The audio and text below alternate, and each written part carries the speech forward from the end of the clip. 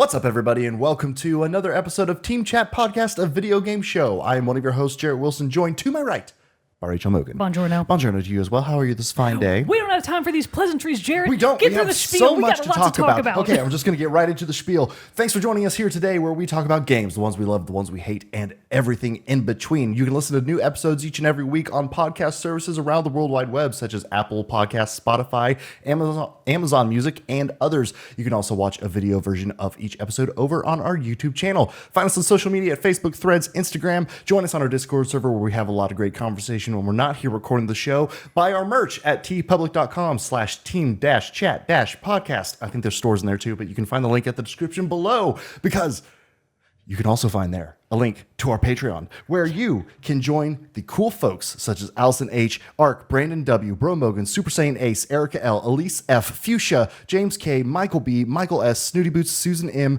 and Zach S. And once more, for good measure, because we did forget last week, I apologize, Fuchsia once again. So you can go to patreon.com/teamchatpodcast, where for as little as $1 a month, you can support the show. And in return, we give you cool perks like getting the episode early before its weekly release and access to a private channel on our Discord server, the Rogues Gallery. As well, for the $5 tier, you can get early access to our subsidiary show, Team Chit Chat, where we talk about things not related to video games. But you can also support the show for free, such as telling your friends, writing us reviews, subscribing wherever you listen to or watch the show. All of that helps get the word of Team Chat Podcast out there to the masses, and for that, we are eternally grateful and love each and every single one of our viewers, listeners, patrons alike. Heart emojis. Heart emoji. And Fuchsia, I do want you to know that your name was the only one on the list in bold. I wanted to remember. Yeah.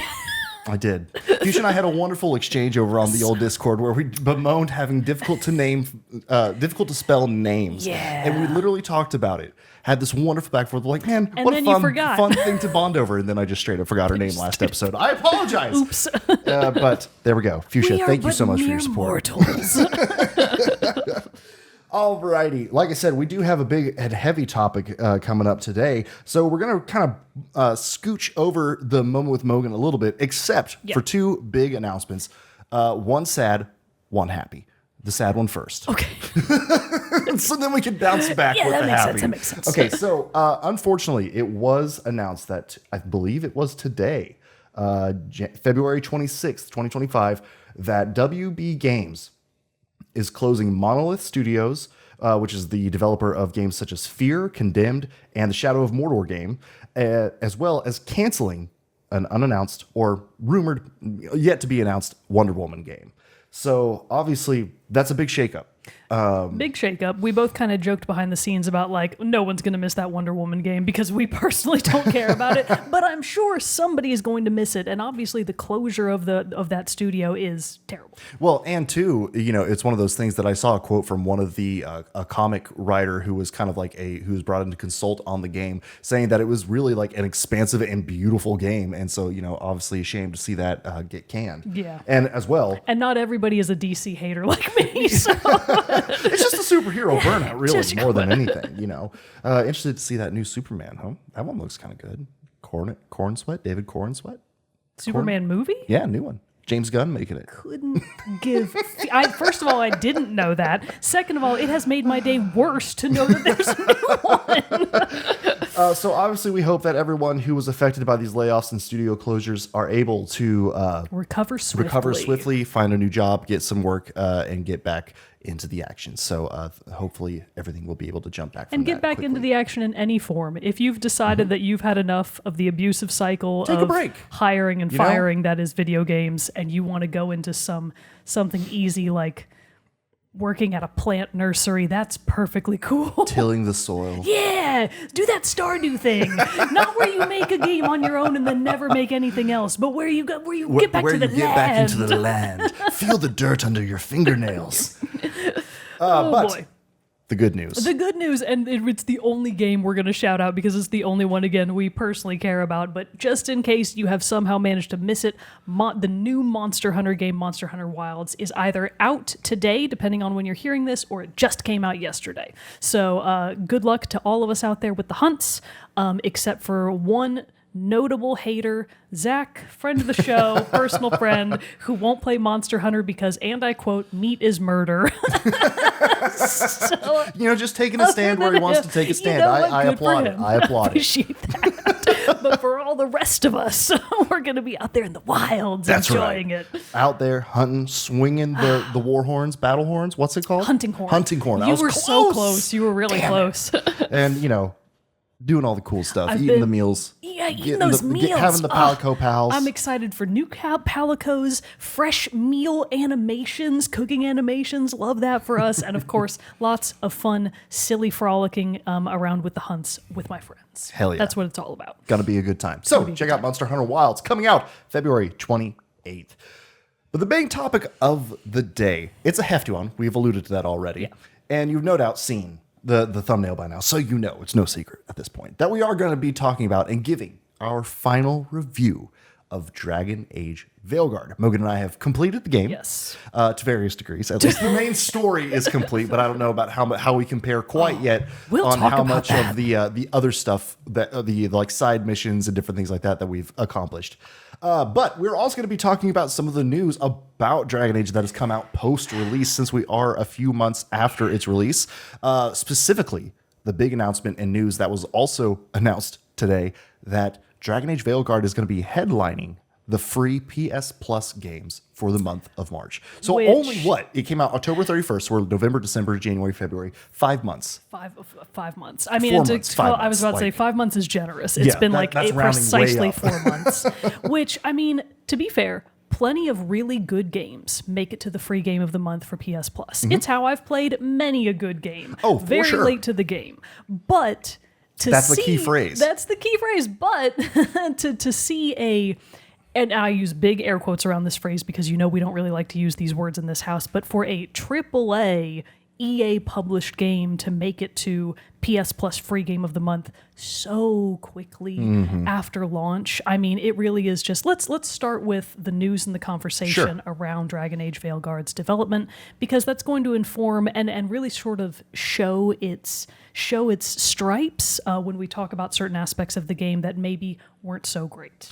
And I will just say, before we jump into this is our final review. Yes. We did a first impressions episode a few weeks back. You can go listen to that. And then a lot happened. A lot happened after all that. But still, in that episode, we cover a lot of the basics. We cover the intro. We cover gameplay mechanics and stuff that we like.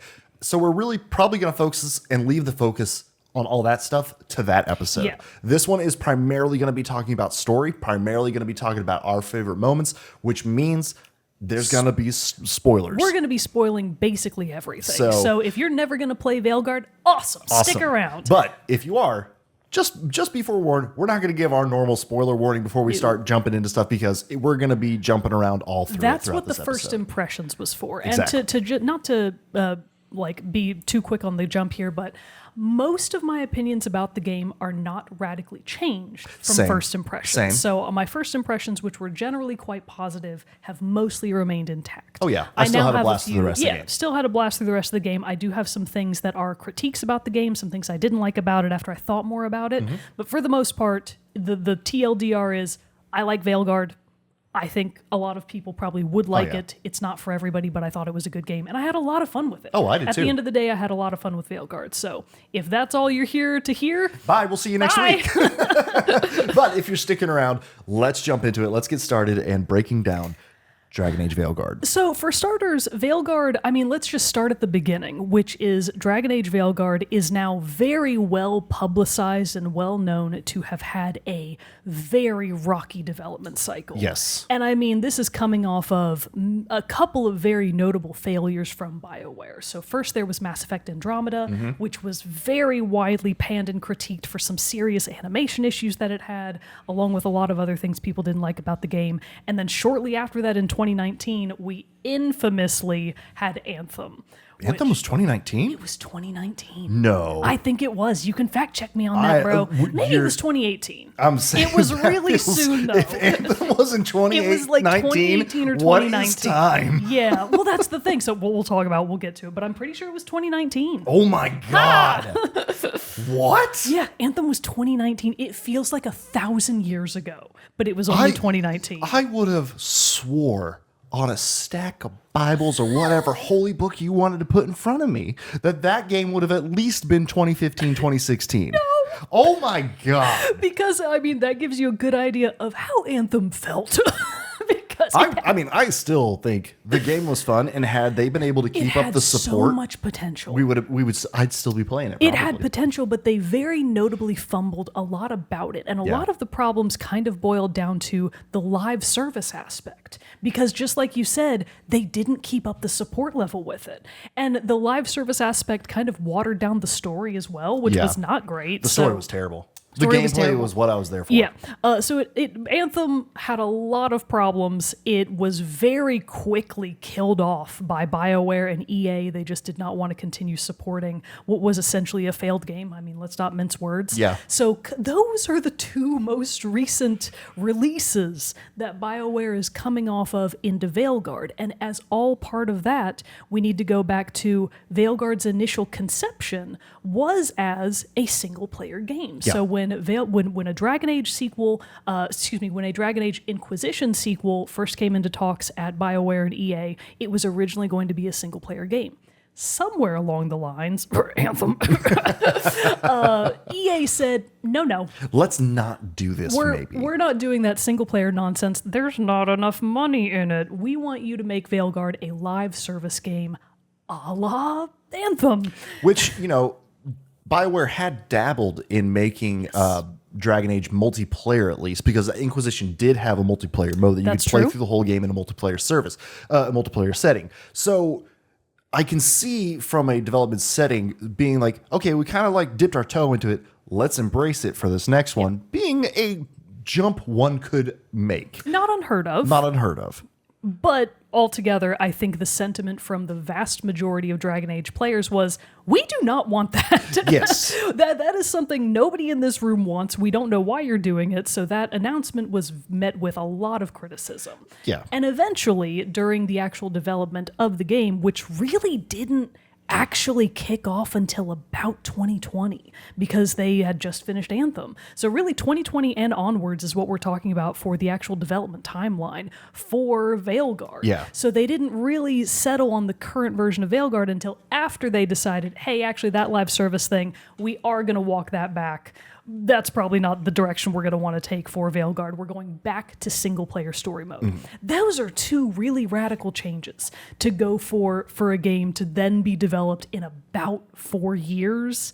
They lost a lot of time kind of swapping back and forth between what they really wanted the game to look like, and that kind of shows. Well, and two, not only did they switch the gameplay model of being live service versus a single-player adventure game, they also went under serious story rewrites, changing it up a lot, changing the title from Dreadwolf to Veilguard, which there are still references in the game to Dreadwolf and all that.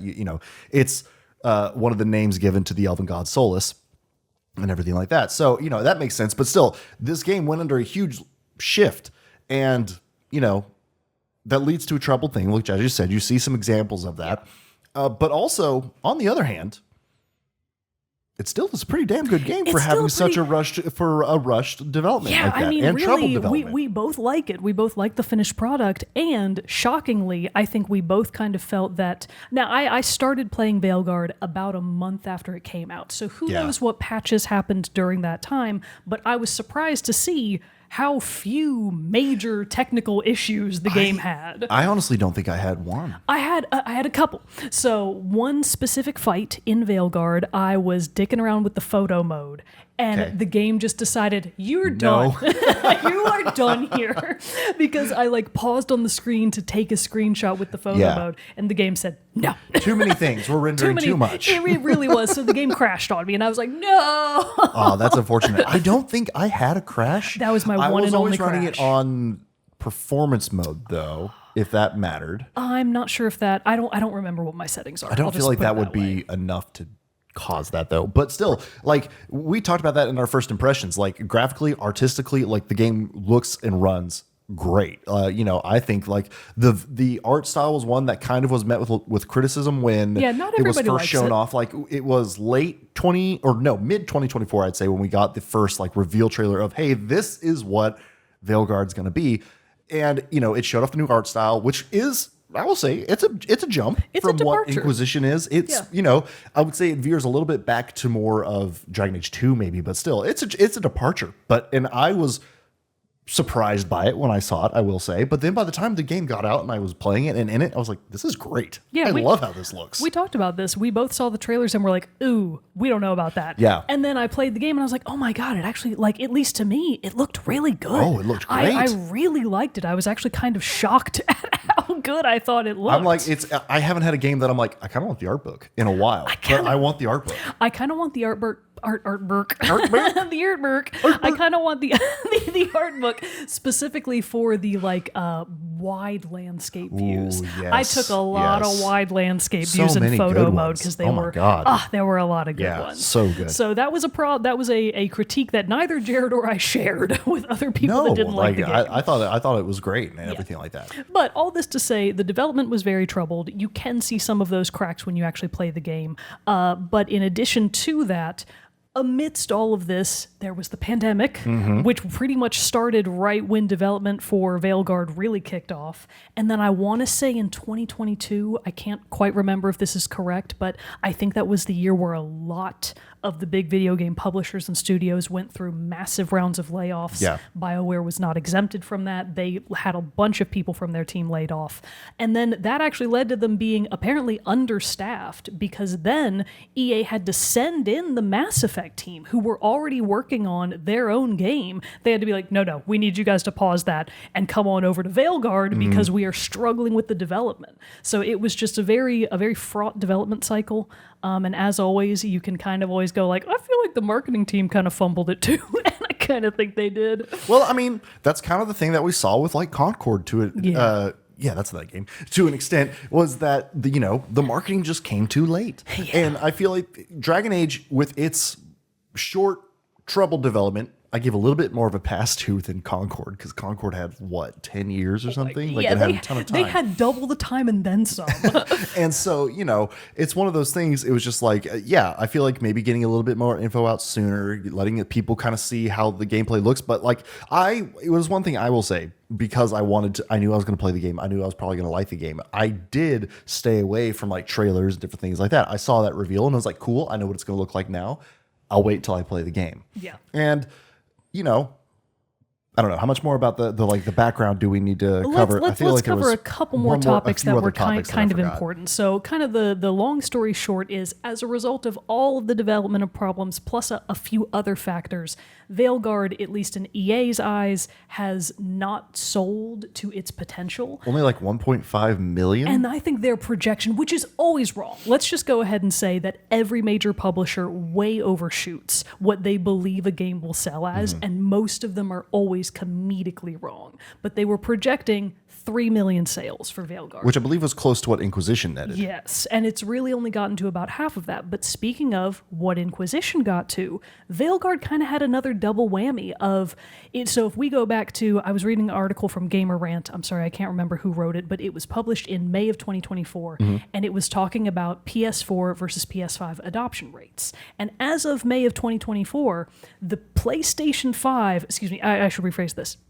There were still 60 million PS4 owners who had not upgraded to the PS5. That's a big problem for a direct sequel, because that means a significant portion of the people who played Inquisition on console didn't have the next-gen console for that sequel. Because Veilguard was only PS5. Veilguard was exclusively PS5 and PC. So and there were Xbox, whatever the Xbox S. Current-gen consoles is the long story short on that. So it was already missing a pretty sizable portion of the people that would have been interested in it, weren't coming back. And then there's also the problem of it's a direct sequel 10 years after the fact. Which, to be fair, That's a we long have time. the benefit of having just finished Inquisition. We have. I was thinking about this earlier, Jerrett. I was like, me and Jerrett have one of the most niche views of We Veilguard really do. because of the timeline that we played Inquisition.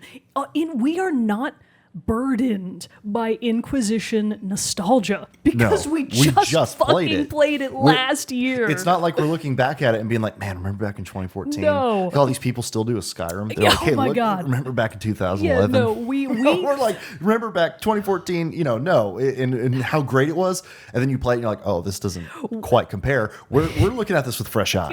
we were looking at Inquisition with fresh, modern gamer eyes. And if you remember our Inquisition review, we had some issues. We had issues with it. We had a lot of problems. It felt overburdened with too many systems and menus and synergies that you had to Most of our understand. complaints came down to quality of life. Yes. A lot of what we didn't like was really, it could be attributed to, it's a 10-year-old game. But also, on the other hand, you put in like 90 to 100 hours into it, and I put in roughly that same number too. So it's not like it's a bad game, and we're saying don't play it either. It's just, no, you're looking and jumping into a game that's 10 years old. Yes. So it was a 10-year-old sequel. Again, just people forget. And that also gives people a lot of time for the nostalgia goggles to really get set on your face.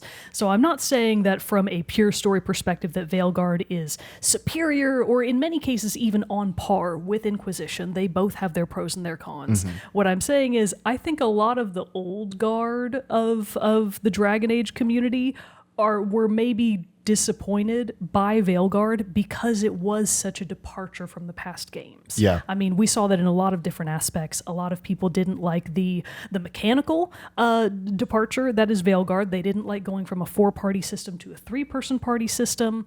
The fact way more like like I would say flashy combat system is a way to describe it. A lot more action oriented. More like a God of War style, not more of the routine. I guess sluggish is a way you could say the combat of older RPGs like Inquisition and stuff like that. I mean, Inquisition was a step up. Like there was Origins, and Dragon Age 2 was a step up from that, and Origin and Inquisition combat was a step up from 2. But like Veilguard to me, like jumped up in the gameplay and the combat stuff like that. And a lot of people didn't like that. So I think we're kind of done talking about the development of Veilguard. Yeah. It really did not meet targets, but the targets were already unrealistic to begin with. Also, it had all these other problems, blah, blah, blah. The long story short is very troubled development, troubled release, did not meet sales expectations. So now we can talk about our really like final thoughts on the game mechanically and then move into the story stuff. Right. Because now you've heard what's wrong with this game and why it didn't sell right. And now, if you're interested about it, you've got the chance to play it for free if you have PS Plus coming up in the next month. So you've heard all these issues. Let us tell you why this game is good and why we had fun with it. Well, first I do have a list of complaints. Okay, well, we'll get to those first. I mean, I have some too, to be fair. Yeah. But still, like I would say, and from what you've already said and how we've talked about it, we had a positive time with the game. We had a positive experience playing through this game. So yeah, let's go through a quick little rehash of some of the mechanic stuff that we wanted to jump back to and touch on that we liked, and then we'll jump into our full, our story recaps and stuff like that. So what's some of the stuff that you liked? I've already talked enough. You talk now. Fine. Okay. So let's look at this. Like we said, most of our stuff from before really hasn't changed. Like all my thoughts for the game and everything, I pretty much like all the stuff that I said I liked, I still liked. I did really like some different things, again, about how choices actually showed their effects in game. We talked about how, like, if you make certain story choices, your companions will receive, like, a hardened effect, which, like, in the case of, here we go with spoilers, when you have to choose between Lucanus and Nev if you're going to help Minrathous or Treviso. If either one of those you help, in my regard, I picked to help Lucanus because we both did because it seemed like Treviso didn't have their shit together, and they were like, they need me. Nev felt like she had Minrathous under control. Yeah. Spoiler alert, she didn't, and shit got wrecked. And so then after that, she was applied with that hardened of classification, which meant she couldn't have any support abilities anymore. Fun mechanic. Which was very fun. And that honestly kind of messed with my party synergy for a little bit because I was used to having like that extra heal every once in a while, not related to your reliant on your potions. So I really like that. But that also came into effect in a different way where when you go back to Minrathous later in the map, in the game, if you had explored areas, you had to rediscover them because some pathways had changed, the city had been destroyed, and I was kind of like, damn, this is cool. And like merchants and stuff weren't available in there Merchants anymore weren't either. available. It also meant that you like couldn't increase your faction level with the Shadow Dragons, which are the faction that is tied to Nev and by extension to Minrathous. You couldn't increase your stuff with them. I think that's actually one of the things they later patched, because by the time I played the game, they had already patched it out. But I think originally, when Minrathous got destroyed, they didn't have the sprite in the crossroads that you could sell items to increase your Shadow Dragon's faction score. I see. So that's something that they got a lot of complaints about that they patched in later. But yes, I also agree that I really liked having such a tough choice early on, because I liked Nev, but Lucanus was hot. Oh man, see, like Nev was very hot, and Lucanus, yes, unattractive guy, but like he was too edgelord for me. Always stand around you like, don't know him like I know I have him. my cup of coffee and all this. I can Like, fix him. I just want to take sips of this coffee and complain about my demon. But he's awesome. We'll talk about it later. You're wrong. But the point is, we both picked Lucanus, and we did not confer with each other ahead No, of time. we haven't talked really about any of our decisions. No, basically, a few. Yeah, but most of the story, like the major story beats that we're going to be talking about, we have not compared notes on with each other yet. So it's going to be a real process of discovery here at the end. Hell yeah. So I liked that Minrathous got totally destroyed, and not only does it get like physically destroyed, it gets societally radically changed for the rest of the game, because in the process of it being destroyed by Gilnenane's dragon, or Elgernon's dragon, whichever of the two dragons it was, in the process of that, it basically creates a power vacuum, wherein the Venatori, the like notoriously evil blood mages, completely seize power, and they immediately go on like a total reign of terror. They're like killing people in public squares. There are dead bodies hanging all around. And before that, Minrathous was nice. Before that, Minrathous was pretty okay. Yeah. So it's a very stark contrast, and your party members will also frequently comment on the state of the city around you as you're working your way through it. So whichever city you don't help, just be advised, it's going to wind up super fucked up. Yeah. But I have to say, that choice did completely reinforce my choice to go with Lucanus, because Treviso as a location is delightful. It is. First of all, it benefits from what I call night bias. Yeah. Any location that you go to at night, it's automatically cool. cooler. It's a lot cooler. Automatically cooler. So Treviso is basically like a pseudo Venice almost. It's very Venetian styled. It's got all these canals and waterways running through it. There are gondolas all over the place. And then it's also at night. So it really benefits from having this like cool Renaissance city at night vibe to it. And Minrathous did not have that to begin with, and it certainly didn't have that Now afterwards. it's really bad. So I was like, oh man, I really made the right choice to go with Treviso here. But that was one of the first major choices that you have early on in the game that has lasting effects. And I love that, like seeing that. And the game was really good too. I like this, especially with it would be through dialogue options that it would reflect your choices back later, not only in quest progress, and it would remind you later, have a little pop-up, hey, you did this earlier, and because of that, X is happening. Yeah. And I like those little things of like, oh, and I know that's not the first time this has been in the game, but this is the first time that one of the first times that I feel like, I don't know, I feel like my choices actually like mattered in a sense. Like there are the bigger, deeper games like Cyberpunk, Red Dead 2, that like have the really in-depth honor systems and all that stuff that affect things. But like for a not what I would say heavy RPG experience, I felt like they did a really good job of having the decisions make impact. I agree with that. And specifically for the sort of final act of the game, that really comes into play. Yes. So we can talk about that a little bit more later. But to give a little bit of a critique to that, I do want to say that and this was something that I mentioned in our first impressions, where I felt like a lot of the facial animations were done in such a way that both my character and a lot of other other NPC characters in the world, they kind of always looked like they were lightly smiling. And then the dialogue options often didn't help that sort of lighthearted feel, even when the situation was maybe a lot more grave. Right. And this was something that a lot of people had, I think, valid complaints about, which is that the entire tone, and especially in the dialogue, the tone of Veilguard is sort of like us against the world, almost kind of like Marvel-esque in its sort of quippy, sardonic tone. And I understand that a lot of people didn't like that, and depending on the situation, it did feel really out of place. It felt clunky at times. Yeah. I will say that is a thing I will take away from the whole thing. That overall, the dialogue in like certain sequences could have been better. Could have been tighter. It could have been better. Could have been a little tighter. Could have been a little bit less jokey in a lot of cases. But like to give sort of a counterpoint to this, my early experiences with the character Balara are sort of a great example of how my opinion about the dialogue kind of evened out over time, because when you first meet Balara, she comes across so hard as a very like stereotypical, that's the word, as very stereotypical, quirky mechanic kind of personality. Like that quirky inventor on every team that's really high energy and just cares about their little inventions and things. Yeah. And she came across as so one note. In the beginning, I really didn't like Balara. I remember you saying that. Yeah, I was like, oh my God, she sucks. I hated her. But as you go through some of her story and really start getting to the end of it, I mean, I'm just going to start talking about spoilers here, so just bear that in mind.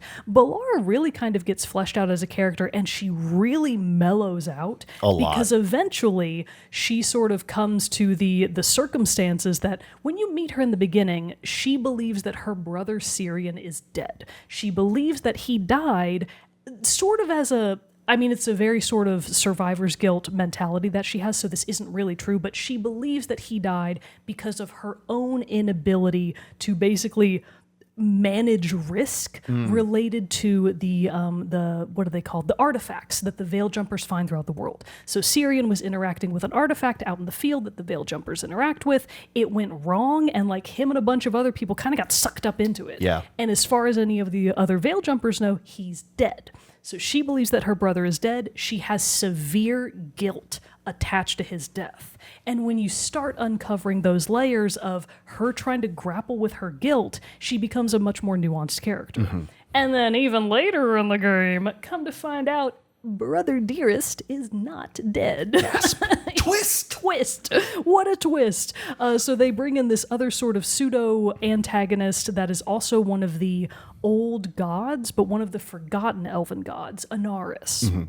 And he's just like evil all the way down. Oh, yeah. Like he's just an evil egomaniac. He believes that the modern elves are like his slaves, which is how the elven gods have always viewed the mortal elves. So it's a bad time. Anaris sucks ass, but he believes that he can come back into the world as a major power if his acolyte, Syrian, helps him do XYZ ritual to regain all of his power. Yeah. Syrian is also kind of an interesting character because he willingly joins Anaris initially because he believes that Anaris is trying to restore the glory of the elves. So he's like, yeah, this is a net good. If we, team back up with Anaris, he's going to help us regain and relearn all of our history. We're going to uncover all of these secrets of our people that have been lost to time. As we know in Dragon Age, the modern elves are very, very oppressed and they have lost a lot. They are not in great shape as a people. Their history is quite fraught. As it turns out, Anaris sucks. And does not have good motives. He's just evil all the way down. So Syrian has a change of heart, sort of is in his final act, along with Balara's story's final act, and he tries to help you in the fight against Anaris. He does get actually killed for it. Stays so dead this real time. Roller coaster. Poor Balara. So think brother's dead. Oh, he's back. Oh, he's evil. Oh, but he's not evil anymore. Oh, but he is dead now. Okay, so real emotional roller coaster that Balara has been on. And I like that eventually her personality and at least her attitudes really reflect the weight of what she's gone through. So I feel like I really warmed up to her at the end. And she actually wound up being like a mainstay in my party, both because of her abilities and just because I liked her. Oh, yeah. Also, I was like very team elves. So it was me, Davrin, and Balara because we were the elves. I was going to say, were you an elf? Yeah. I forgot. Yeah, I was a Kunari. Elves. And you were elf. Every time I was with my other two elves and we went on missions, in my mind I was like, elves. So I was having a good time. So I think really quick, the overarching just like story of this game is We should probably circle back to that. We really very went briefly. ahead. Again, like we talked about some of this at the beginning. Again, I don't think we need to like hit every single beat, but we do. I know like in-game stuff is where we probably really want to be. And we do paying have to get attention. around to that, so let's do a quick recap. But yeah, so quick recap is you are, I forgot. No, quick recap of Veilguard is that you are tasked. You're set off with Varric Tethris from the previous games. You are Rook. Oh, and Scout Harding. Don't forget Scout Harding. And you quickly meet up with Nev. And then you're there because you are trying to track down Solus, who you remember from the previous game was your companion turned baddie at the very end of the game, revealing he's one of the old Elven gods. Just a reminder, you don't find that out unless you also played the DLC. So that's one of my primary complaints. But moving on. So that's the big deal. You try to interrupt a ritual where Solus is trying to do something with the veil. I don't quite remember all the details there, but you stop him. Varric is injured, but you're able to secure Solus in like his veil prison, which is like the veil is where the spirit world, the spirit realm, basically. But in the event of that, or in the middle of that, you accidentally released two bad elven gods, Elgranon and Gillenane. And they are here to reform the earth and reshape the earth in their image, and that just means bad things for everybody. Yeah, and they are very tied with the Blight. Yes. So the Blight has been a mainstay, at least as of Inquisition. I can't speak All for of the them. old It's grades. there. All Yeah. of them. So this one really doubles down on how the Blight came to be, how the Blight interacts with the world, and how you can potentially try to stop it. Because really the crux of all of the problems isn't even necessarily the gods themselves. It's that their goal is to spread the Blight to the entire world. Yeah. So really the problem is the Blight. But also you've kind of got this interesting like frenemy situation going on with Solus because he winds up stuck in the prison of the Veil that he originally created for the ancient elven gods to imprison them. But flash forward a couple thousand years, Solus is having buyer's remorse, and he now feels like, oopsies, when I put all of the old gods in the Veil and created the Veil in the first place, cutting off the elves from immortality and severing a lot of their connection to their ancient grandeur, he kind of feels bad about that now, given the modern state of the elves. So his whole plan is, I'm going to destroy the Veil. That's what he's trying to do in the beginning of the game. That's the ritual that you interrupt. Okay, thank you. Yes. I could not remember I the remember specifics. a lot of this. So he's trying to bring the Veil down. Now, I think his ritual would have killed the ancient elven gods. So like in his mind, it would have been a net positive, but the downside of destroying the Veil is it unleashes all of the demons back onto the mortal realm. So on the one hand, the elves regain their immortality. On the other hand, it won't matter because apocalypse. they will all be killed anyways in the demonic apocalypse that happens as a result of that. So in Solus's mind, he's doing a good thing. In reality, he will be doing a very, very bad thing. Yes. And Solus is an egomaniac. You know, just like all of the ancient elven gods, he might be less bad than them, but his plan will still vastly negatively impact the world. Yes. So with that all happening, you as the main character Rook gather up a group of companions by completing various missions and quests around the world, and then head off to face this threat. Yes. And so what part should we talk about this? Yeah, where to God, start? where to Because I want to kind of just like jump to the end because that's like, because I feel like that's where the vast meat of this is going to be. All right. Because I guess this would be a good time to talk about then.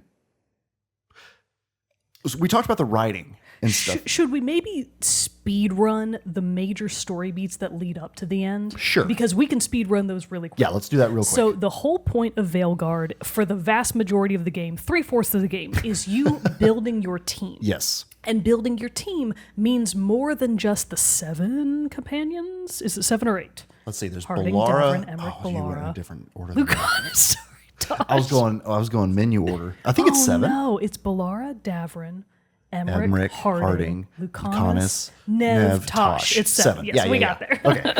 All right, so it's you gathering up your 7 companions who are all a variety of either rogue, mage, or magician. They're actually slightly more magicians than any other class in the game, like which is Nev interesting. is a detective technically, but she very much fits in like a mage role. Balara, I would say, is a mage. She is, and so is Emmerich.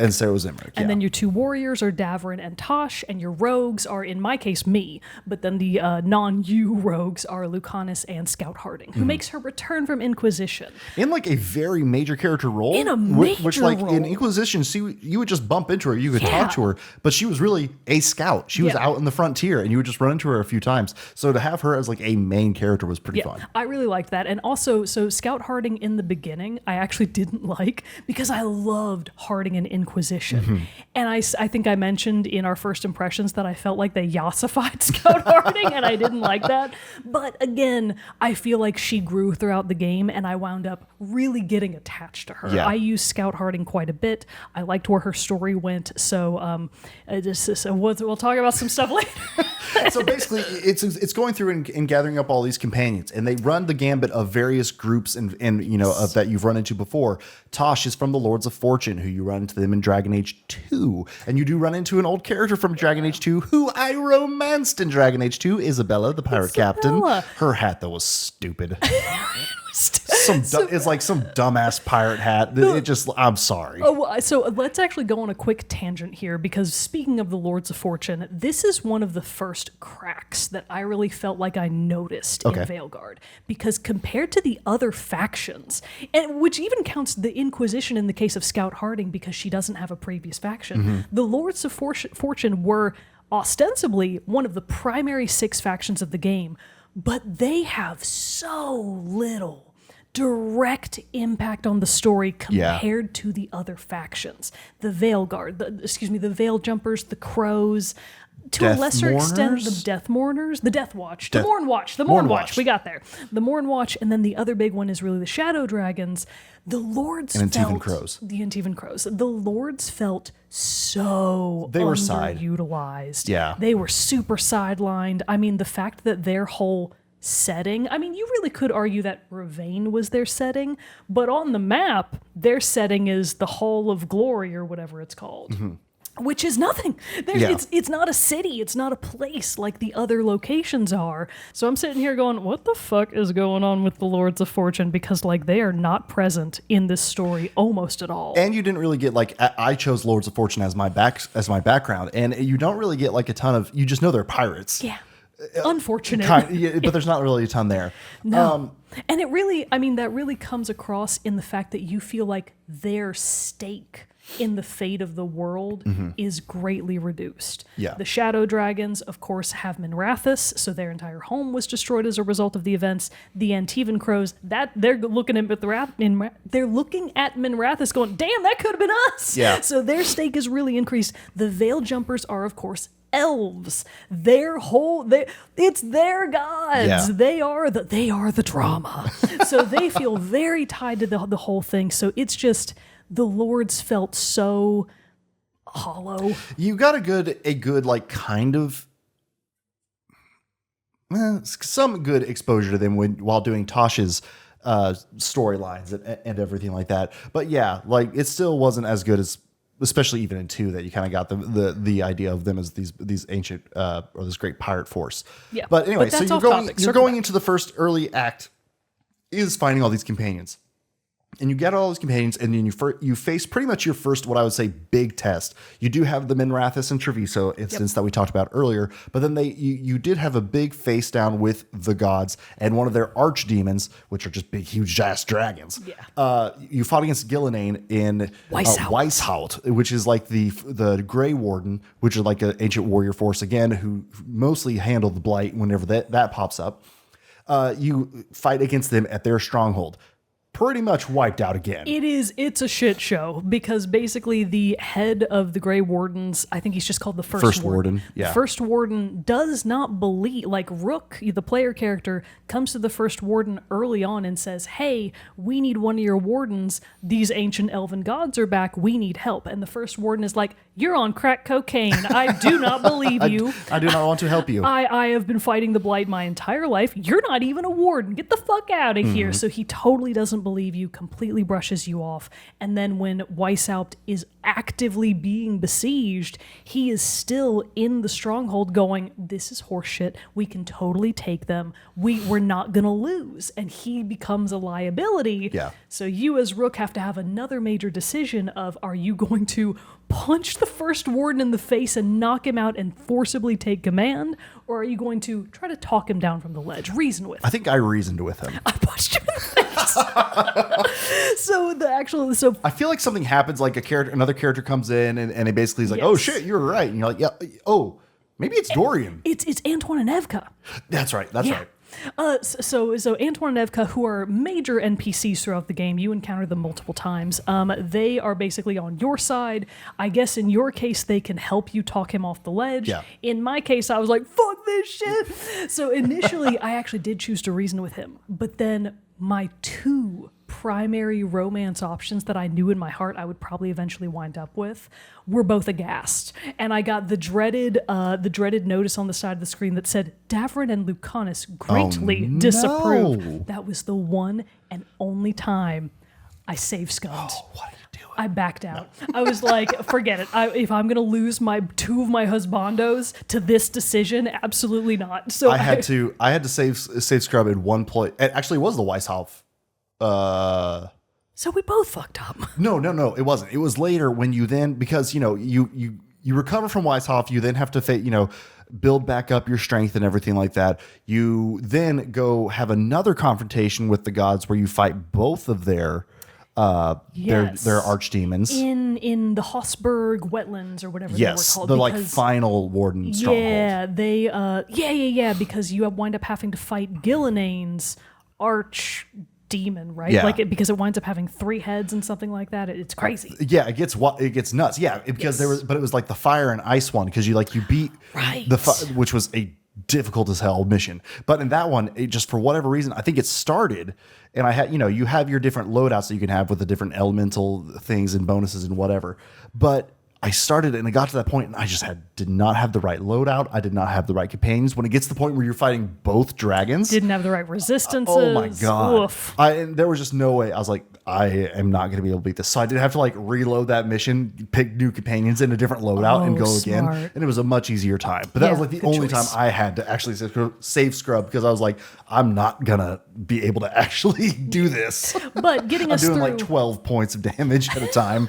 I'm like, oh, this is bad. Getting us back to Weishaupt. So the long story short of that is you, through one means or another, either get the First Warden on your side or get him out of the way and seize control. Yep. So that gets you into the next phase of the game, which I am truly blanking on. Well, because honestly, that's what I mean. I feel like we can really skip to Act 3. Yeah, we probably because can. at that point, it really is just the recovery. You're trying to build back up, get your, at that point, you really are. And one of the things that I did like about this game is that, you've mentioned it already. You do have the bond with your companions that you can increase or decrease based on your decisions. That will ultimately, you can also have a great impact on their bond with you by completing their companion missions and quests. We already talked about Balara's with her brother, mentioned Tasha's a little bit too, where you accompany them as they're trying to reconnect with their mother and also face down a big threat of the Qunari Dragon King. Yeah. Yes, the he Qunari calls Dragon himself King. the Dragon Queen. But the king. dragons don't have kings. They have queens. Damn it. Fucker. But anyway, so but all that does is that raises that ranking with them even more, with the hope of trying to get them to Hero the Veilguard. So Hero of the Veilguard means you maxed out their bond. So Yeah. when you max out their bond and complete their story mission to its final form, they A, gain Hero of the Veilguard status, and they B, gain a special ability or a special passive that makes them stronger. And you get cool legendary armor for yeah, them they and get stuff like legendary that. Tasha's armor. is so good. You liked I Tasha's? love their armor. So I hated every armor of Tasha's except for their first one, which I actually quite Yeah. liked, and the blue one. The one that has like the blue woven top and the long black sort of half skirt. Oh, Did you not? I didn't use that one because I pretty much just used their first one, and then also then used their legendary one that you got after completing their story. I think I was neutral on the legendary one, but I was like, this isn't as hot as the other one. So appearance-wise, I had the blue one on. Oh, okay, cool. It's neither here nor there. Again, we're getting into the weeds of talking about all the things we love. We could gush over the customization, although that is aside. The armors still sucked in this game. For the Lords of Fortune specifically, the armors were so bad. Fucking gaudy. They were so bad. For most of the player characters' armor, they were also pretty not good. And also, I don't know how to say this delicately. But whilst I was making my character, Infis Ladir, aka Rook, Okay. Canary Mage, great female Canary Mage, I wanted a quasi muscle mommy build. Oh. And so you put on these bigger Lords of Fortune armor sets, especially like the heavy ones. Those hips do not lie.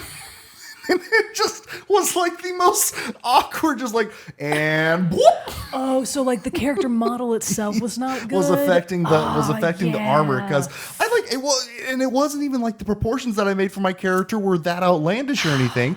I just made her taller and bigger because that's what the Canary are, and the armors just didn't work. No. And I was like, oh no! I got the dwarf one too. That's Oh God, like the terrible muscle dwarf one. Oh, it was so bad. I was like, oh cool, dwarf armor. I put it on. Boobs. Oh my God, it was so awful. Even on the male model, it looks It's not horrible. great. It's not great. Oh, it's terrible. So, I definitely used the appearance function of the thing, which was great, where you could anything you collected, or you can buy appearances and apply them, so you didn't have to look at the design if you hated it.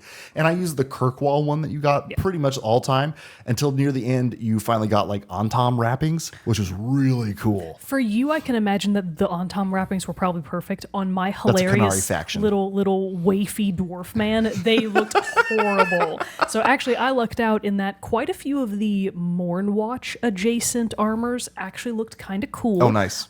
And the Veil Jumper ones also generally fit my aesthetic. So those were mostly what I went with as far as my appearances went. The Antivan Crow ones had a few good ones that worked for me the Crows too. had a few really good ones.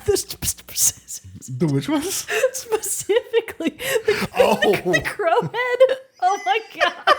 So there's in almost every case, nearly 100% of cases for headgear, they were the ugliest fucking helmets you can imagine. So the only acceptable one in my book was the hilarious, just literal crow head. Just, it's a beak, it's eyes, it's a crow head. I was like, that's the funniest thing I've ever seen. Also, it's the only one that looks good. So I'm gonna wear it for this entire fucking game.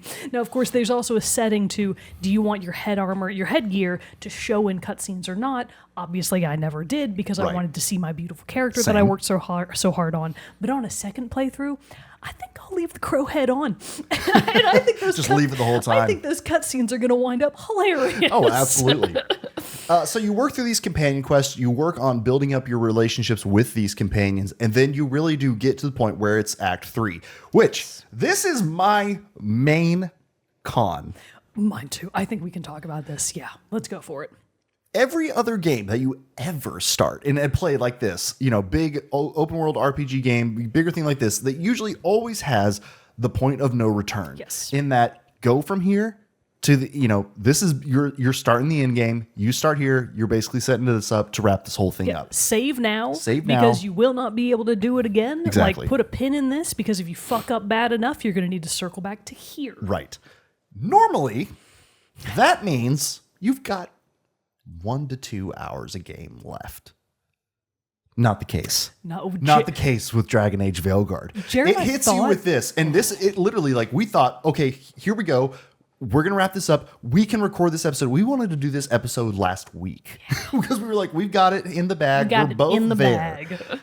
That is not the point of no return. Here's 2 more missions and you're done. That is legitimately Act 3 of the game. And it is at this point, if you have not, you don't get to go back and do companion quests, region quests, anything side is done. You can only focus on the story, which was a banger of an Act 3 story. I did like it. The story was fantastic. Actually, I would say that that's where the story got the most interesting. Right. Which, I mean, granted, it's at Act 3, and that's kind of like, oof, that's late. But Yeah, still, they had fucked it up. but still, that it like really sold it with the story and everything like that. But it was so long. And again, that sounds like a complaint. It's not. It just was our expectations. We were bamboozled. And so like trying to get through that last portion, just being like, okay, this has got to be it. No, I have another boss fight. I have another mission. I have another cutscene. Like it just kind of kept going, and it like threw off my expectations. And I know that's kind of a weird thing to complain about, but so I would actually true. go. I would go a little bit further than that. I would say that the final act mechanically, so on the one hand, I loved what the story did, and I liked all of the different options that came to light which were based on the choices that you made at the time. I really liked how impactful all of those felt. They had real consequences, which we will talk about later. However, I really started to feel the sort of wear and tear of, oh my God, another gauntlet run versus scrubby little enemies just again and again and again. I mean, I've knocked a lot of other games in the past for this same crime of just throwing waves of little enemies at you, but they might still be really annoying in just the form of how many of them there are. I got very tired of that towards the end. Well, especially because the whole end game, then to summarize, is basically that like you figure out Solus has been helping you, but he's still working and has his own means and has definitely got his own plan going on in the background where he still comes out on top. He's able to escape the Veil prison. He goes out after Elganon and Gillenane on his own, goes back to Menrathis, helps the Shadow Dragons, and tries to like form resistance. So he looks like the good guy and the savior. Because he believes he is a hero. Exactly. He wants to be seen that way. And so, go ahead. Go ahead. And so then you then head there. So basically it's you and the rest of your team versus Solas, Elganon, Gillenane, and their archdemons, or Elganon's archdemon, I guess, at this point.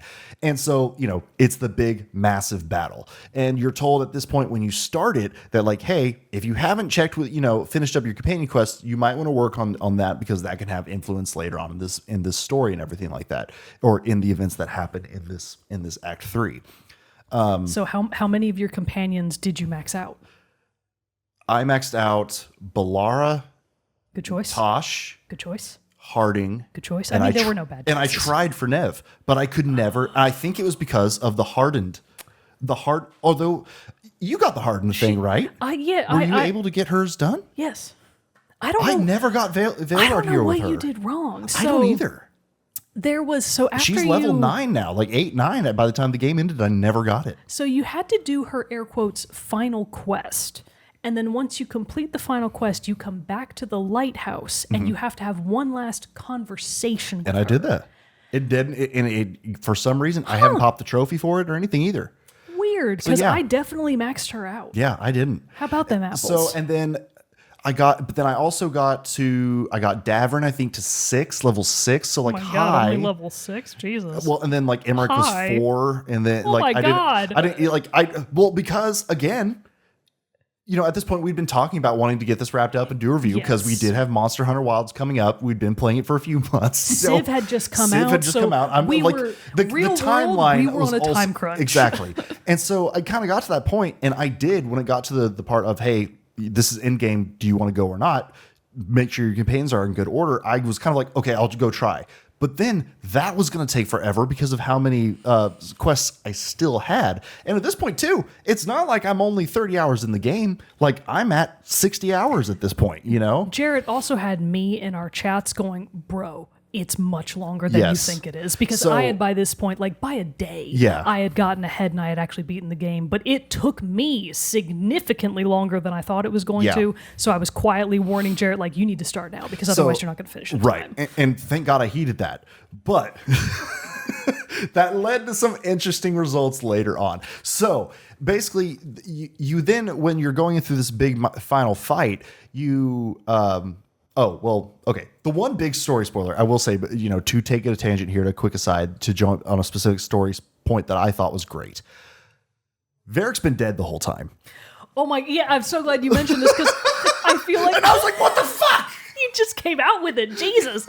Okay, I feel like I was going to forget about that, though, because Yeah. I'm glad you mentioned it. So Jerrett slightly glossed over the whole Solus confrontation because ultimately... we talked about it in the first episode, you know. But Solus's actual goal at the very end is his plan to escape the veil is to put you in it. Oh, that's right. That's in right. You his have to place. have it has to be bound to So somebody. it's not like he's got a good guy plan. He's literally going to backstab you to save himself and get Right. out of the veil and be the hero. So he swaps places with you. He initially succeeds. He puts you into the veil, where you as a character, you sort of have to reckon with your mistakes, which I loved this section. Which at this point, It you was- would already, this is like halfway through. This is like halfway through the Okay, final that's what. act. Okay, sorry. Yeah. I know we're kind of getting scrambled all over here, but that's you were talking about the frustrating parts of people throwing things. This takes place after you fight and defeat Gillenane, Correct. which was the most annoying fight of the whole game. It was the most annoying fight of the game, and not annoying in the fun way. It was just bad. Because it was the spawns,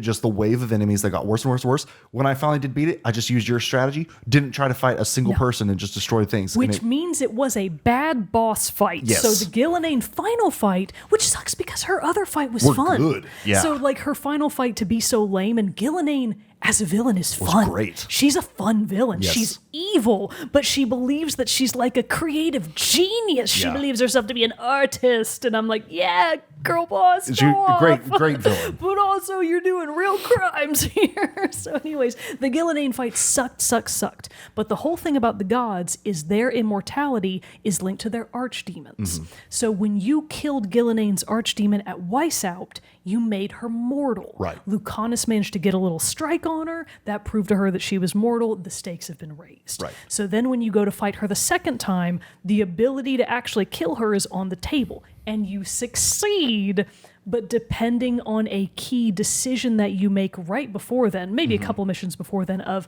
okay, who's going to go with the main team versus who's going to lead the distraction? Yes. You either pick Davrin to lead the distraction, or you pick Scout Harding to lead the distraction. Scout Harding, being a scout by nature, And they both plead their case. and they both plead. They both want to go. They Right. want to be useful. They want to be sent. I sent Scout Harding. I sent Davrin. Son of a bitch. That's my and so husband. I guess in the fight, they wind up, I'm assuming, dying because Davrin died for me. They die. So depending on who you send to lead the distraction, they sacrifice themselves to kill Gillenane. Which made sense for me in mine. I didn't know that was what was going to happen, but you know, Davrin has always been talking about like being a hero and all that different stuff, and you know, saying the whatever it takes, and it just, I don't know, that just kind of felt like he wants to lead this. He is like the blight expert. He's a Grey Warden. Yeah. It's what he does. So it all made Grey sense. Wardens believe. I mean, all Grey Wardens are on a timer regardless. Yeah. It's not like they're going to live long natural lives. When the calling comes, they're dead men anyways. They're Yeah. dead men walking. Yeah. So thematically, I completely agree. It made sense to send Davrin. That was my husbando. But- I romanced Davrin, so Ooh. of course I wasn't going to send him. But I hated that choice. You know why? Why? Because I'm assuming it happens the same way. You go for the strike. Lucanus gets stopped by Gillenane when he goes for the second attempt at killing Yes. her. Davrin or Harding, depending on choice, goes in to like distract her. Gillenane kills them, and then they fall into the like blight pit or whatever. Correct.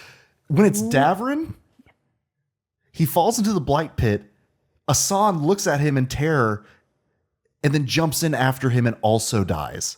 And it was the worst fucking thing of the whole game. I wrote in my notes, if Asan is dead, I swear to fucking God. And he was dead. He doesn't come back. He doesn't like pull his body out and fly out. He's just dead. And I was like, what? This was an unintended consequence of my actions. I have changed my mind. The choice was not thematically. No. It didn't thematically I make sense. regretted it That's immediately. horrible. I regretted it immediately. God. I didn't even think about Asan. You're a monster. I didn't either. In what world would Asan have done that?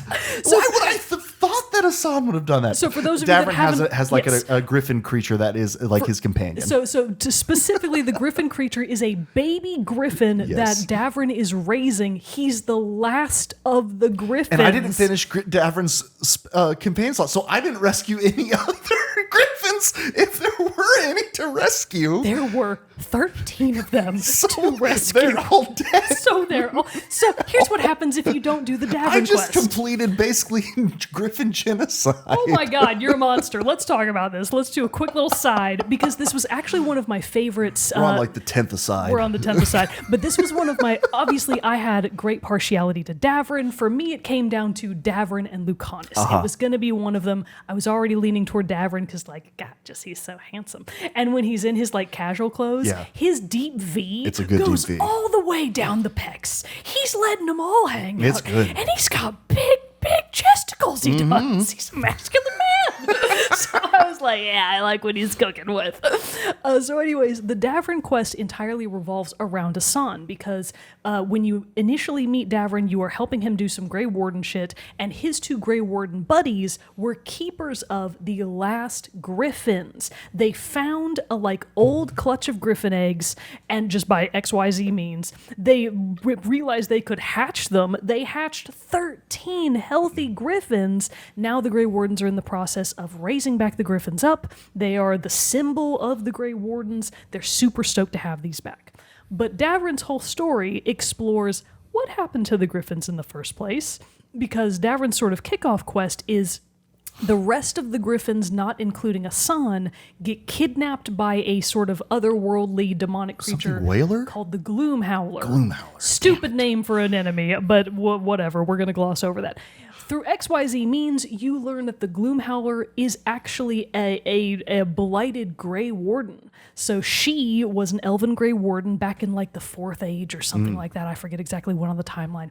But the whole reason the Griffins went extinct is because they got a little bit too strong and powerful after the Grey Wardens voluntarily blighted them to gain the edge during one of the Great Blights. They needed more power, they needed more strength. They voluntarily had the Gloom Howler, who you learn her name is Asaya, they told her, like an order, you have to blight the Griffins. So she did, but now, hundreds of years later or whatever, her spirit, her form, her warped, demonic, blighted form feels terrible remorse for that. But in her warped state, her solution is, hey, there are 13 Griffins around now.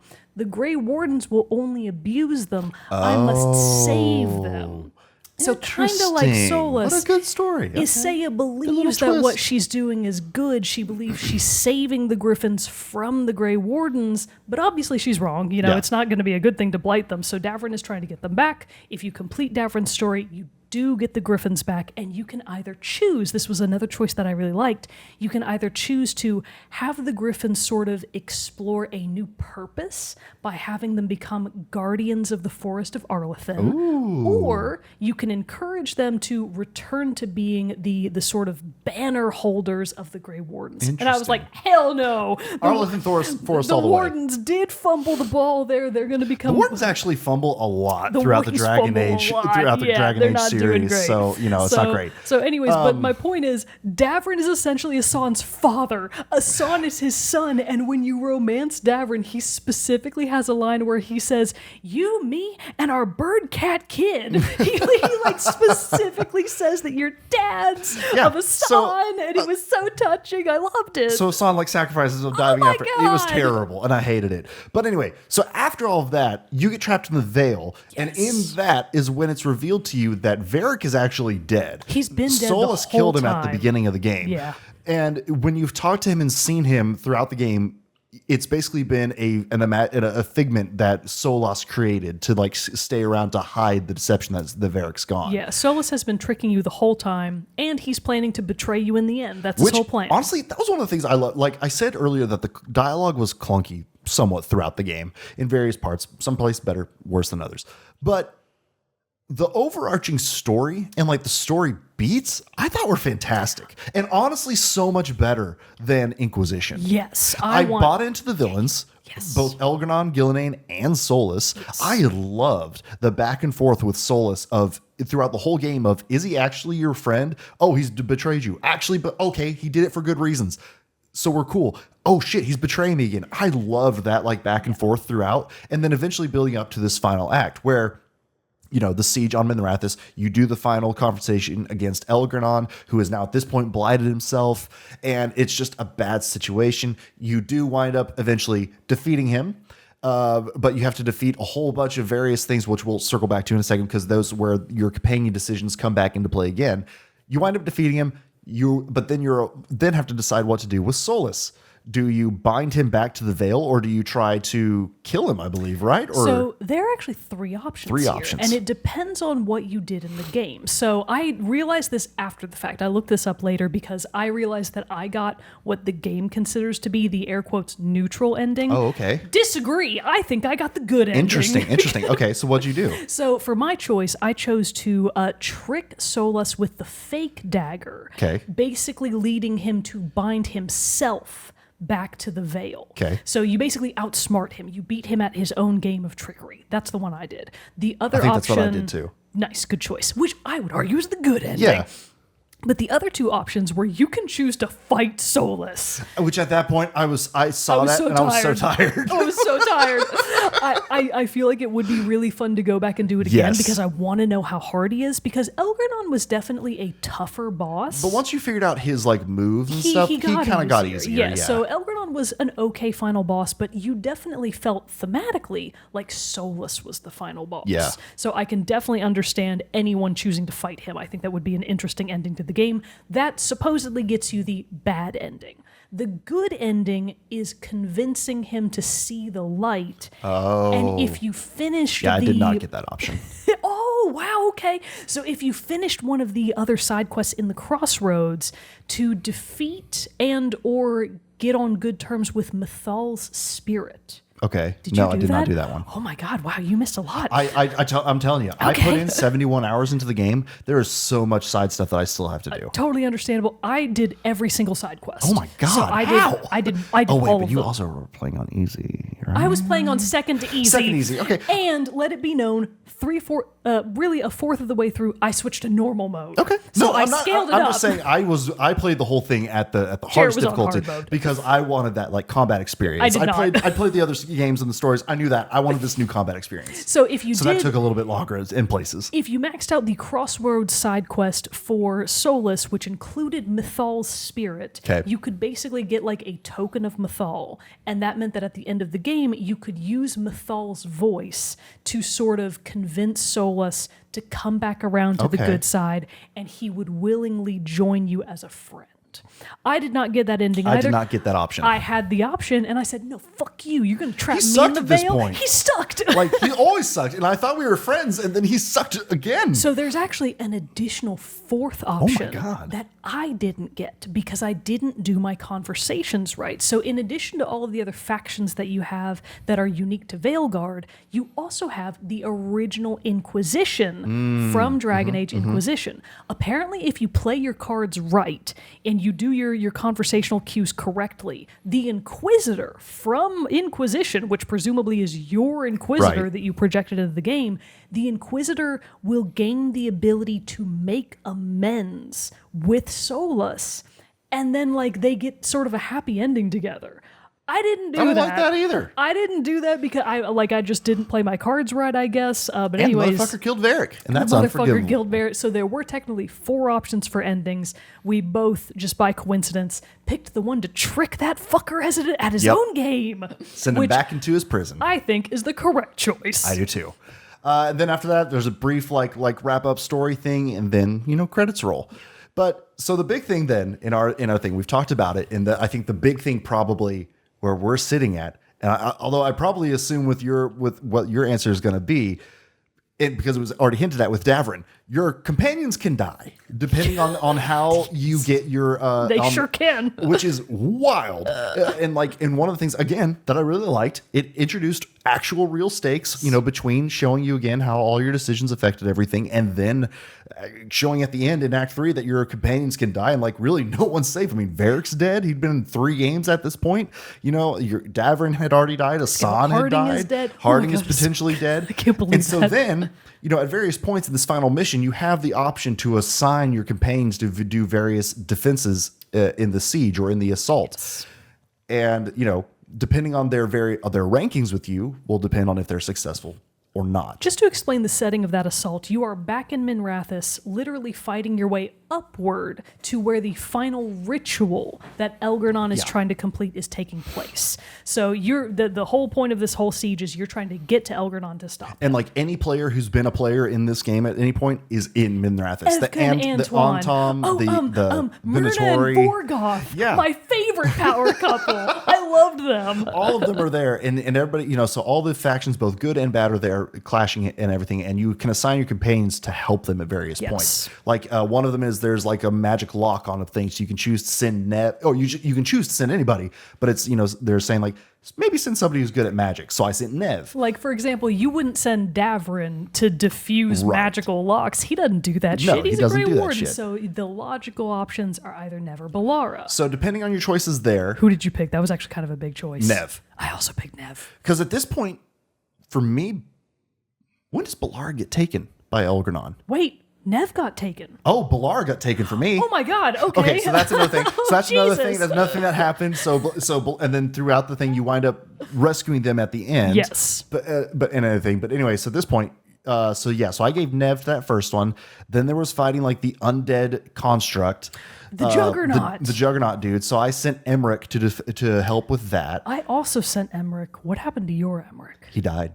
Mine lived. Really? But I think it's because I had Hero of the Veilguard. I think so. So I had he was my... only a level 4 for me. Oh. So like I thought if anybody was going to, it was going to be him. So I was like, okay, yeah, that tracks. I was surprised with Davrin, but Emmerich, I was like, okay, that makes sense. He was the lowest one I had. So later on, when I learned that other companions could die, because only Harding died for me. Yeah, because which made sense because everybody else was yours. Were all Hero of the Veilguard. They were all Hero of the Veilguard. So one of the two, either Davrin or Harding, has to die. At least one of your companions is not going to make it. But everybody else for me lived. But I could tell in the story, like when you've just defeated the Juggernaut and it starts collapsing, one of its pieces falls on Emmerich.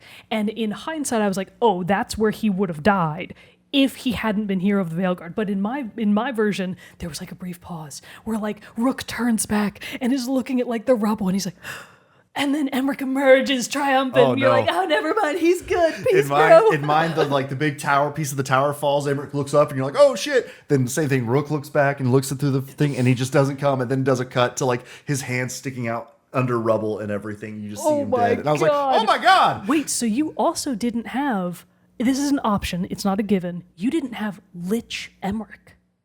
No, I did not. My Emmerich was a Skeleman.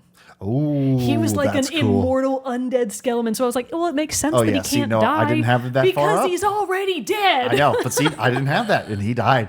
And so then you progress through. Okay, the next one you had the choice of hunting down the Veilguard Blood Mage, which was either Lucanus or Nev. Yes. Okay, for if you, I don't remember who the other choice was for me. Oh, if you hadn't, so I had already committed Nev. I had two. I committed Nev to doing the locks. I also don't remember who the secondary choice was, but I went with Lucanus. Okay, I did too. Yeah. And he succeeded. No, he died. He honestly, Lucanus he kind of went out and kind of I was like, oh, that's disappointing. You're fighting the mage and everything, and like Rook is trying to like bust through this some blighted tentacles at this one point. The mage and Lucanus are like fighting over the staff, and the mage like causes it to rupture and explode. But they're literally just like holding a staff, fighting it, and then it like explodes. And he just dies. And he dies. Oh my god! No, that absolutely did not happen for me. And that happened, and I was like, what the fuck? Like, who's making it out of this? At this point, I didn't even know if Nev had made it. She did wind up making it. But like, yeah, I did. So in total for me, Davrin, Lucanus and Emmerich all died for me. only And I lost thought Alara Harding. also was going to die. but then she came back. But then I was able to save Okay, her. so question about that, because depending on who you choose to break the wards, either Nev or Balara, they get taken by the Blight, and then Elgarnon blights them and puppets them to command the Blight. Yeah. So depending on whether or not either of them were Hero of the Veilguard, you can either cure them of the Blight or they don't live. So did Balara live? Balara lives. Yeah, Okay, because she you was must be Hero of fine. the Veilguard. Ah, I nice. did have her Hero of the Veilguard. So I did have Nev at Hero of the Veilguard, but I was kind of like, I kind of wish she had died. So I think that was probably, yeah. So I was just like, oh my God, I can't wait to tell Mogan she's going to have a heyday with this when all these people just started dropping like flies. I can't believe I like that though. You killed all 3 of my top Yeah, husbandos. sorry. Oh my, you're a monster. you're an irredeemable monster. I like, honestly, I didn't mean for it to happen, but then I was also glad because I was like, if I hadn't have felt that crunch and like, Yes. oh, I've got to get into the final mission, we would have had the exact same story play We out. would have. So So it was it's fun to like have these differences and everything. But Very that's fun. again, I liked that. In the other games, I think in some of the other ones, some of your companions could die. Like actually in Inquisition, you can pick at the very end either Hawk or the other guy, the Warden guy. You can Correct. And in that one, I picked Hawk, not realizing they were going to die. I knew he was going to die, and I still sent him. I was like, fuck you, bro. Because mean- I haven't played the old games, and I didn't care Yeah, about you him. didn't care. But like to have that, where like these characters that you spend the majority of the game getting to know and love and stuff like that, they could all die potentially. Now, to be fair to Inquisition, it did have the other option, which you don't have in Veilguard, of if you did your conversations wrong enough, either on purpose or by accident, certain members of your party could leave permanently. Yes. So, like, I think I got to that point with Sarah, and I convinced her to stay, but in Sarah sucked. retrospect, I was like, I hate this. Yeah, I Sarah hate sucks. her. But I wasn't a rogue, so I needed more rogues, so I didn't feel good about letting her go. Yeah. Anyways, the point is, Inquisition kind of had that, but it was more baked into the long-term story, Yeah. not part of the climax. Yeah. So, at that point, when this starts happening, and like we said before, the storytelling and the story of its whole in Act 3, really like all that, I was like, oh man, this is a banger. Like, this is great. It all came together really well.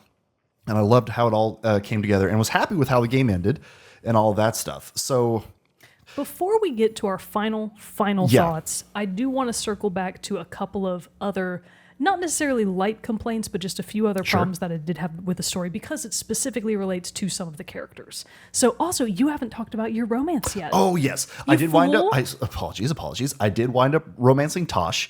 There's a scene where they like push you up against a wall rather forcefully, and I was like, oh my goodness. Jerrett. So I did get Tosh to Hero of the Veilguard also. I boy. really loved their story.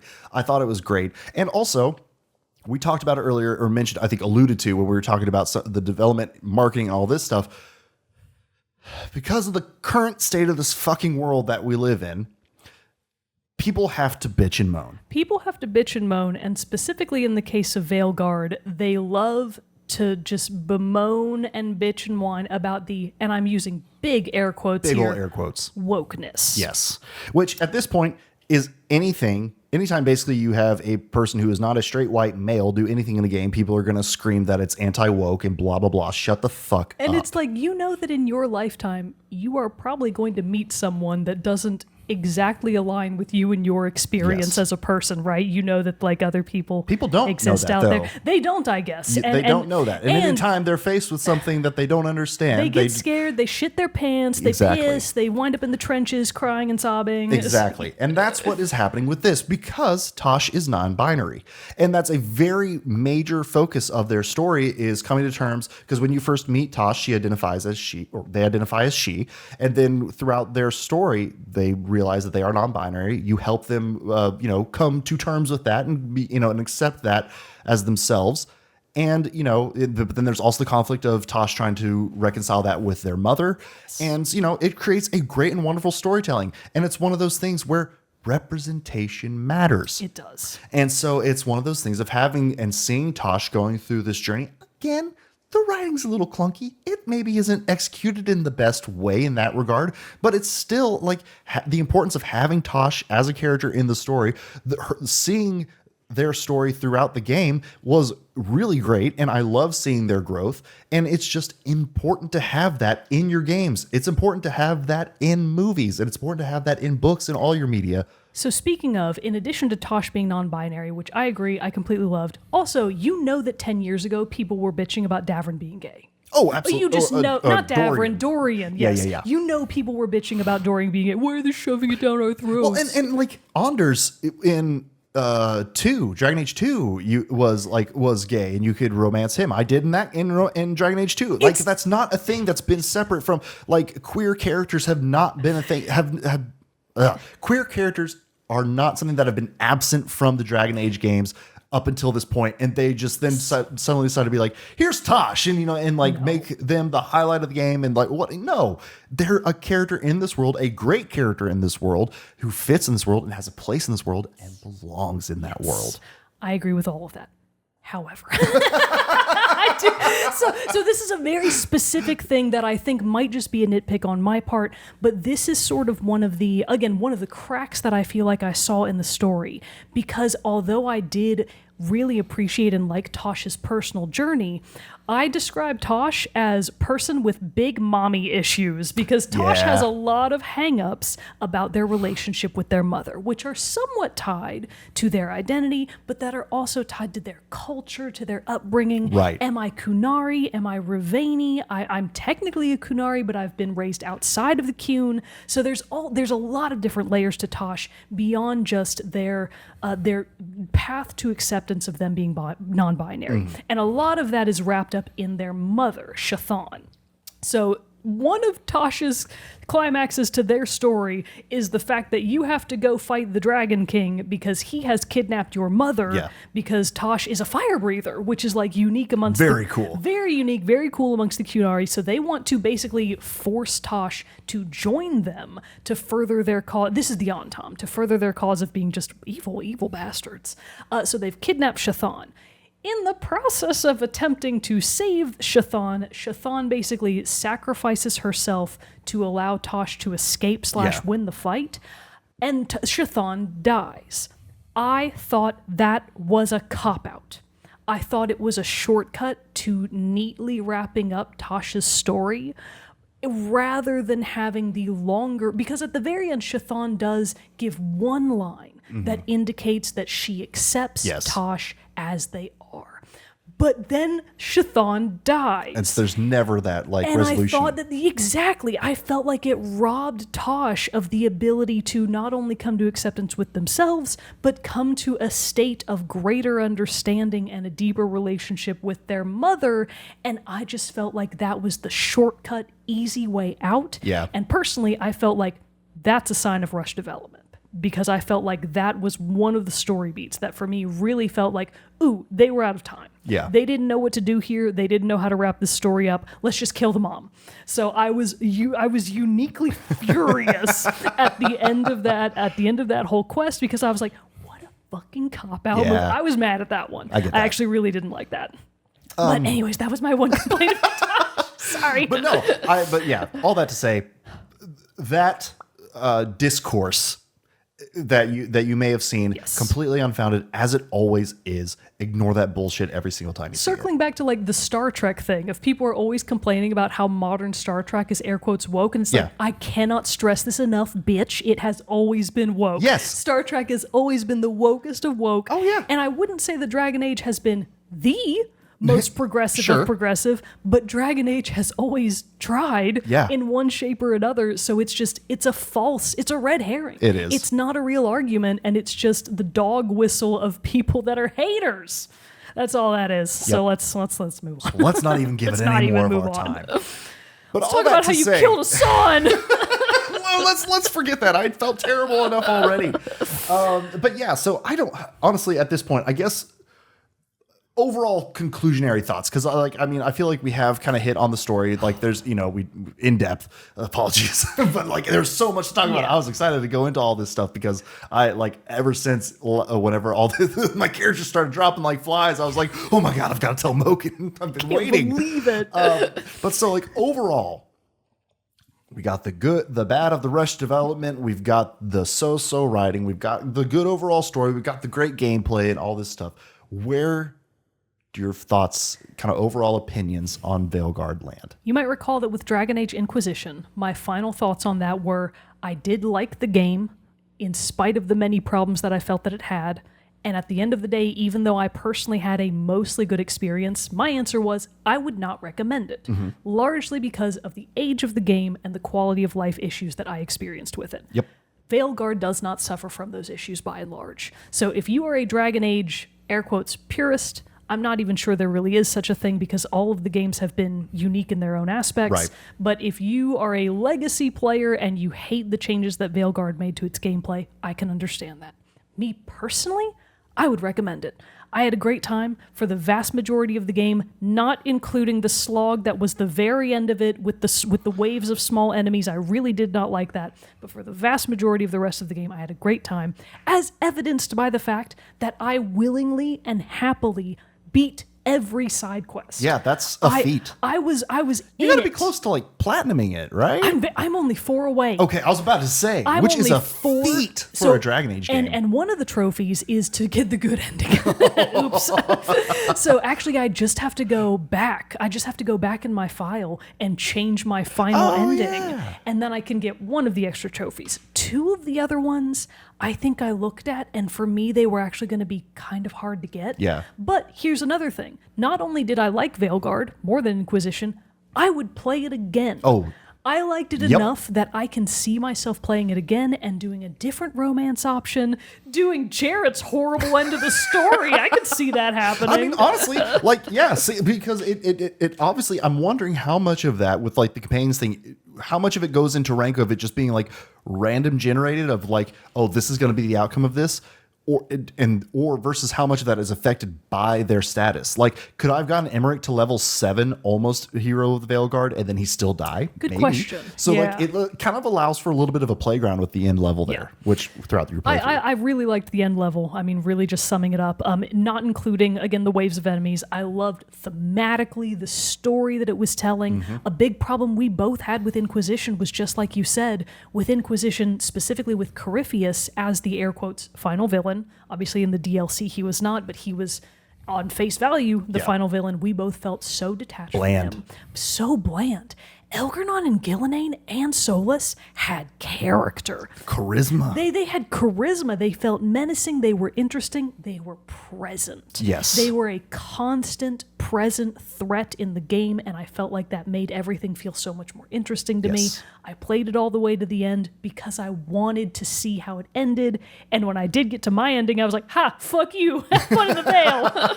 I got the ending that I wanted, and so when I romanced Davrin at the like your post-coital conversation, you get to talk about the kind of future you're going to have together. And for me and Davrin, there are a couple of different like little fun options. Sure.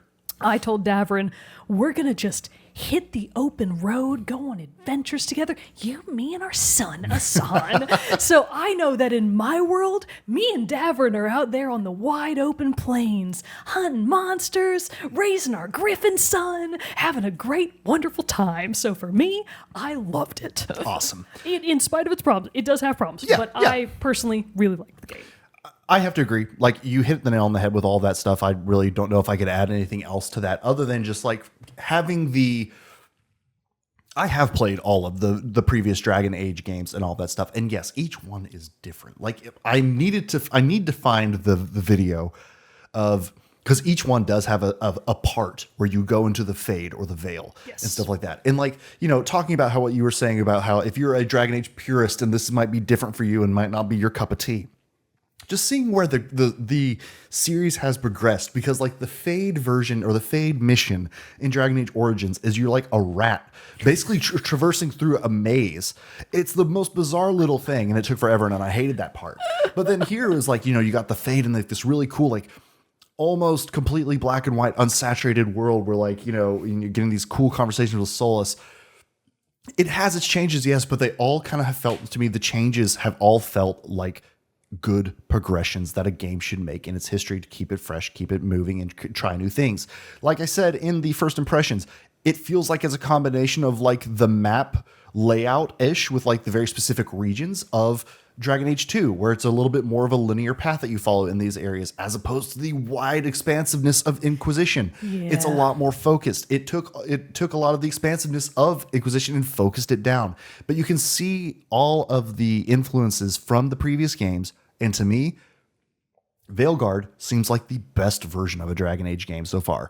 The combat is fun. You can't deny that. It is so fun and flashy. Getting all the different like detonations, primers, all the different combos you can do, and combinations of weapons and elements on yourself with your companions is great. I know you're missing one. It's not the 4-person, it's a 3-person party, but it was still a good experience. Also, I'm sure there are players who preferred the older, slightly more strategic way of doing things. So if that's your cup of tea, Veilguard might not be for you. Exactly. But for both of us, like very much the thing. It was like, the right touch. Honestly, I finished the game yesterday and was like, it has been one day.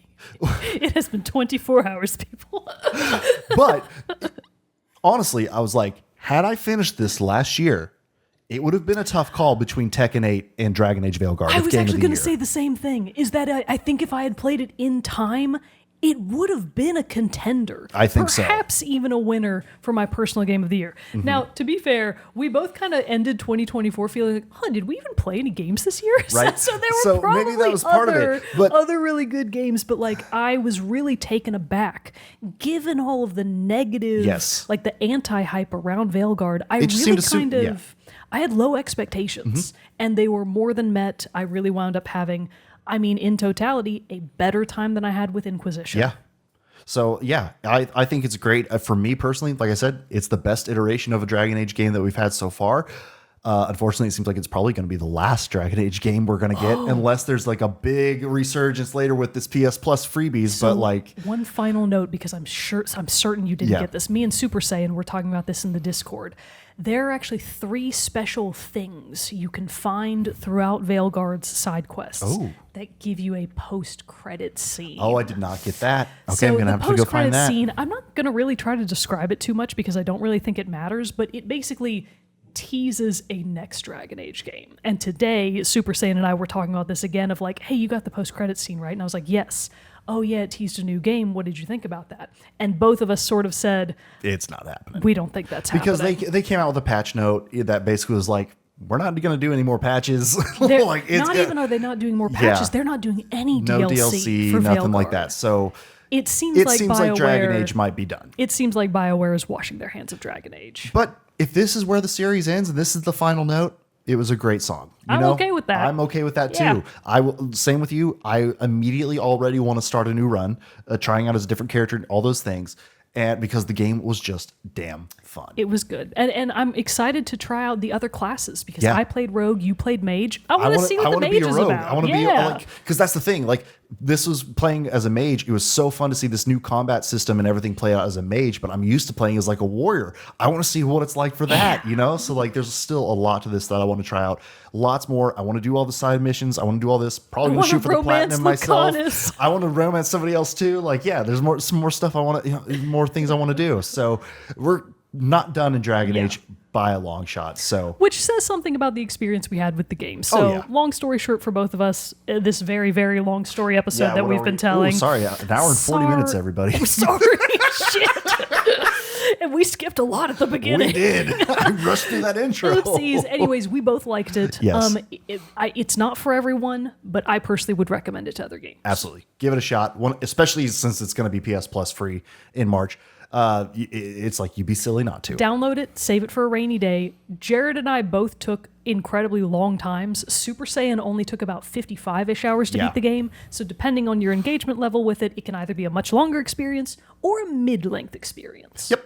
So give it a shot. But of course, if you have already played Veilguard, or you listen to this in like 2 years later and you played it then, and you loved it and have thoughts on it, well, let us know because we would love to hear from you. You can send us an email at teamchatpodcast@gmail.com, join our Discord server, or, comment below wherever you're listening to or watching the show. But thanks for being here with us, and thanks for listening to our final review of Dragon Age the Veilguard, and we hope you'll come back for the next episode. But until then, I'm one of your hosts, Jerrett Wilson, joined to my right by Rachel Mogan. Adios. We'll see you next time.